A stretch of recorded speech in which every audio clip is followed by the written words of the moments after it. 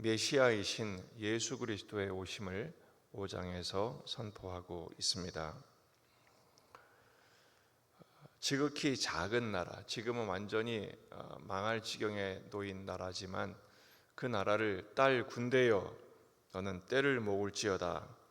오히려 하나님이 격려하시죠.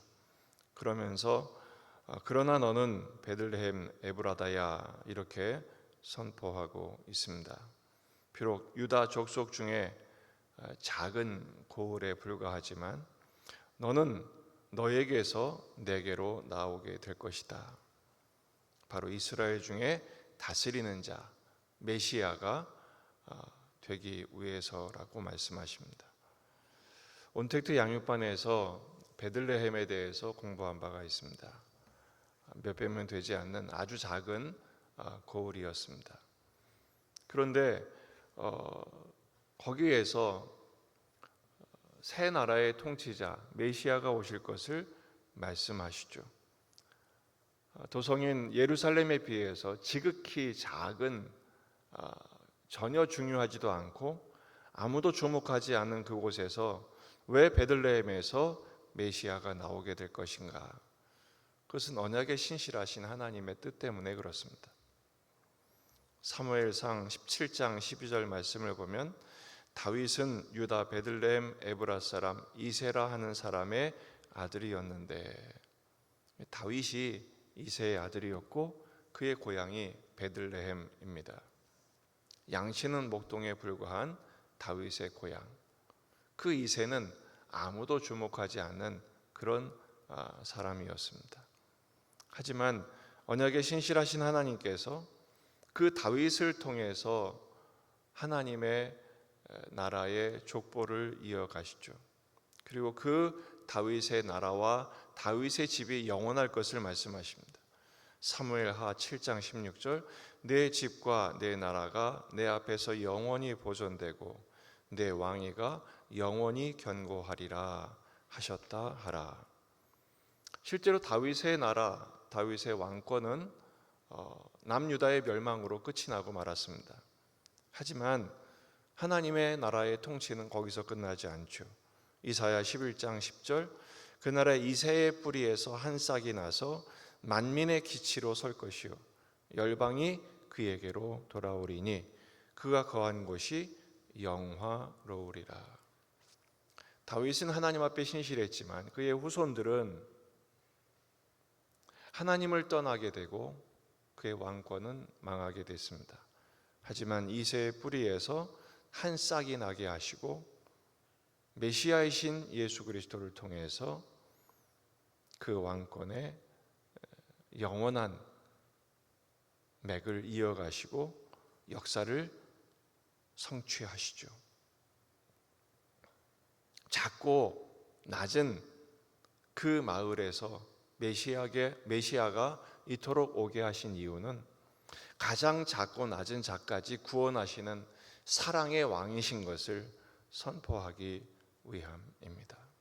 당시에 힘이 있다고 생각했었던 왕권들, 정권들을 부끄럽게 하시고 그들의 실체를 폭로하시고 새 왕이신 예수님, 세상의 왕권과 대비되는 하나님의 나라를 선포하고 계신 것입니다.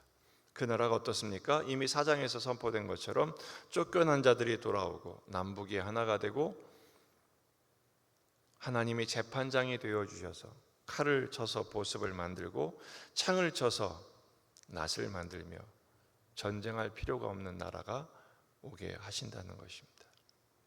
여기 상고에 영원에 있느니라 이렇게 말씀하시죠. 멀게는 영원 전부터 예고된 하나님의 선택과 예정된 나라이지만 가깝게는 출애굽 이후에 바산과 길르앗에 머물던 시기를 말합니다. 미가 7장 14절 원하건대 주는 주의 지팡이로 주의 백성 곧 갈멜 속 삼림의 홀로 거주하는 주의 기업의 양떼를 먹이시되 그들을 옛날같이 바산과 길르앗에서 먹이시옵소서. 출애굽하시고 나서 출애굽의 역사를 이루시고 광야에서 연단하신 후에 그들을 바산의 땅에서 잘 먹이시고 풍성케 하신 것처럼 목자 되신 예수, 선한 목자 되신 예수 그리스도께서 이스라엘 백성들을 언약하신 대로 그 언약에 신실하신 하나님의 뜻대로 구원하시고 인도하시고 풍성케 하시겠다는 예언의 말씀입니다. 예언은 예수님을 통해서 완벽하게 성취되죠. 마태복음 2장 6절 또 유대 땅 베들레헴아 너는 유대 고을 중에서 가장 작지 아니하도다. 내게서 한 다스리는 자가 나와서 내 백성 이스라엘의 목자가 되리라.